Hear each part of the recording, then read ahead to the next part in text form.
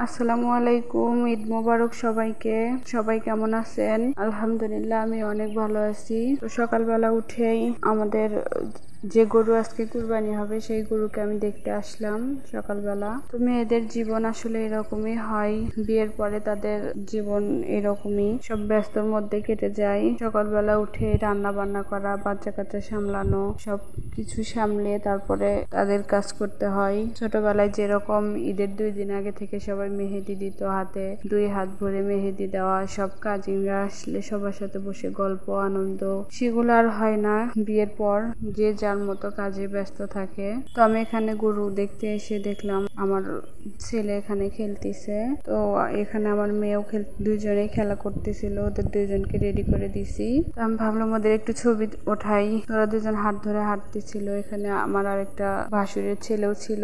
তো ওরা সবাই মিলে খেলাধুলা করতেছিল। তারপর আমি বাড়িতে চলে আসলাম।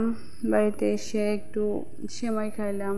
ঈদের দিন সকালবেলা সেমাইটাই হচ্ছে মেন, সবাই রান্না করে সেমাই, সবাই খাই। তো আমি সেমাই খাওয়া দাওয়া করে এসে দেখলাম যে এখানে কুরবানি হয়ে গেছে, সবাই মাংস কাটাকাটি করতেছে। তো আমি আর মাংস কাটতে বসিনি, কারণ আমার 2 ছেলে মেয়েকে আমার সামলাতেই যাচ্ছে। ওরা দুজন অনেক বিরক্ত করতেছিল, মাংস কাটার ওখানে বারবার যাচ্ছিল।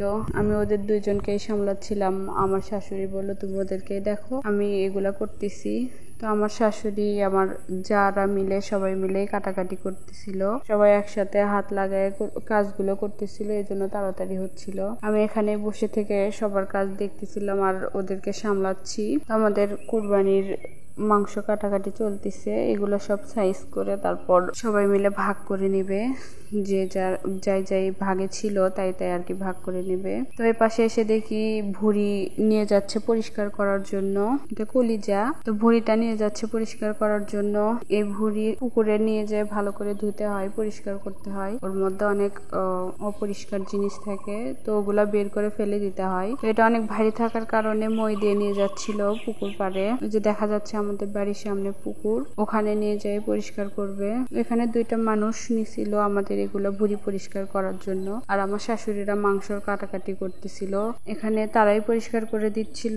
আর আমি এদিকে এসে দেখি এখানে মাংস কাটাও শেষ, মাংস বাটাবাটি চলতেছে। তো সবাইকে পাল্লা দিয়ে মাপে মাপে সমান ভাগ করে দিচ্ছিল, কারণ কুরবানির জিনিস, এটা কম বেশি হলে সমস্যা, তাই সবাইকে এক সমান করে ভাগ করে দিচ্ছিল। তো আমি বাড়িতে মাংস নিয়ে এসে রান্না বসে দিলাম আগে দুপুরের খাওয়ার জন্য।